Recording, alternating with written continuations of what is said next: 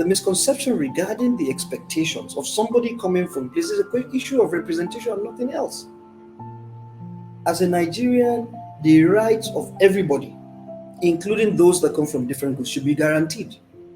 And they should be, the representation is not supposed to be dependent on something. But you see, this turn by turn philosophy is being translated in a way that seems to suggest that if somebody is in a position of authority, then he is deeply bound to unfairly favor his kinsmen at the expense of all others. So this has led to a kind of cannibalization, in the sense that these guys come in today, they do whatever they can to promote the interest of their own sectional interests against the interest of the rest of the country, thinking that, if it's 6 sons, okay, they're taking 88 years, so it could take 40 years before this comes back to our people again.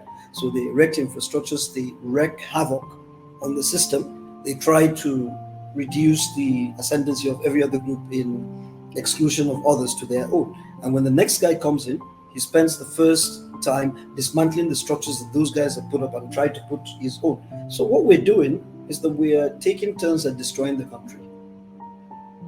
The issue is that we need to totally stop the issuance of privileges from people in people handling official responsibilities. If you're issuing privileges, not rights, then every single social fault line becomes weaponized, because getting privileges will become a function of affinity. So somebody will be thinking that since it's privileges that we're going to get, if the person speaks my language or is of the same religion with me, then maybe the social connections that I could have with that person is more likely that the person will do things that I would like because I have a lot in common with him. But if rights are being issued to the people as opposed to privileges, Nigerians from every ethnic group and every religion, every background are more likely to unite and demand for their rights from the government, because the rights of the Igbo man and the rights of the Hausa man are not mutually exclusive. You'll be able to get them. And for that, an essential relationship in terms of the pressure points in the key dynamics in society between the leaders and the people. The pressure is supposed to come from those who are demanding for their rights, and the leaders are supposed to give it to them. So the people will unite and demand for action. So the pressure is on the leaders.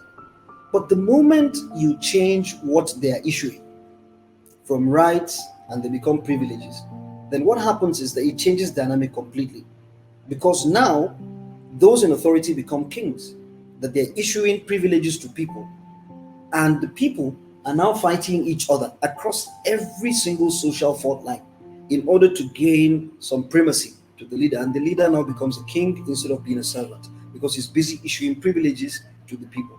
So yeah, exactly. So those who are looking for those privileges are all busy trying to please the leader so that he will direct the favors onto his own side as well. And then somebody that is supposed to be on his toes, being pressured to perform, is sitting like a king because he's picking and choosing who to make and who not to. And it allows the leaders to start exercising authority where they don't have any authority. Significantly, especially within the political system, like in every state, you will find out that the governor is next only to God. And that is even in parlance, in terms of what people say. But in practical effect, I think the governor is God. Because or above, exactly, because the people, especially the political actors, the power of life and death over his people. More or less. So, people disobey the dictates of even religious dictates. They disobey the laws of God to please the government. They disobey the constitution and other laws in the country to follow the governor's instructions. They disobey party rules and bylaws to obey the governor. They destroy the lines of kinship and social etiquette to please the governor. They do it all the time. What is curious to me is, especially in terms of political improvements, if you're talking to the leadership in the political parties, especially those that are ruling, why are we not operating this political system on the basis of the knowledge that we have to uplift the internal activities of political parties to raise the consciousness of our locals, for them to rise to the level that is required for us to have institutions that will be able to deliver the changes that we want. The first thing they will start telling you is that is the local people are not educated, they are not exposed enough for them to do this or to do that, and if you tell them to do these things that are good and everything, those people will not do what they're supposed to do. And it's a bloody lie. Because if somebody, a local from rural Jigawa State, will find it easy to disobey the laws of God, to disobey the laws of the country in order to please the governor, then how do you explain to me that if the governor gives lawful instructions to those same people that they will not obey him and do what is right? Those who, are subservient maybe to the powers that be, they totally misunderstand their own responsibilities in relation to the leaders that they're with.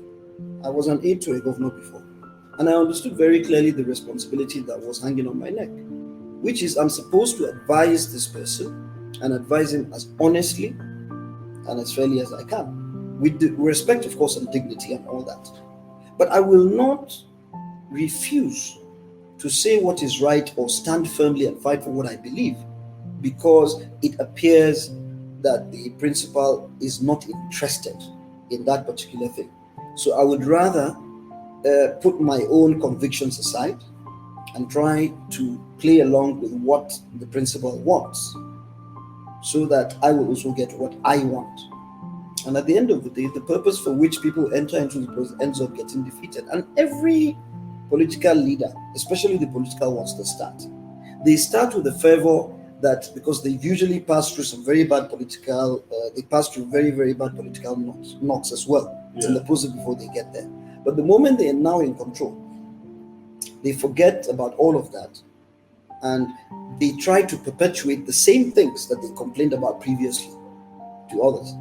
And nobody seems to be, telling them, Oga, this is the same path that your predecessor followed. And the refusal of him to institutionalize certain things and improve all these things, he is paying for it today, and you are not going to be any different.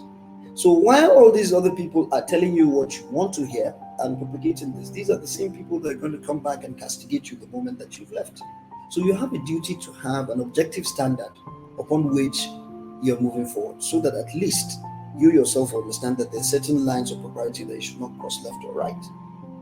But the refusal to create systems that makes our leaders more accountable, the failure to create a political system where, rather than exploiting the poverty and the lack of education of our population, that you're actually constantly educating our people and raising their consciousness so that they'll be able to exercise their civic responsibilities to vote in a responsible manner. You're destroying the society and you're destroying the future. Because provided we continue the same things we've been doing, the truth of the matter is that we're not going to have results that simple. And the consequences are getting worse every day because the rate of decay is clearly outpacing the rate of reform. And it is unbelievable that regardless of the consequences of these bad actions that are happening in the country, the fact that people find it extremely easy to refuse to look at the gravity of official actions in relation to certain things, and nobody seems to think that there's a direct correlation between these actions and the negative consequences that we're all witnessing. In a country like Nigeria, with all the problems we're having, you have somebody that is a political actor and he's not angry about anything, he's not upset about anything, he's not screaming. You are navigating a reformist movement, but you've not felt the need for you to establish even a sense of urgency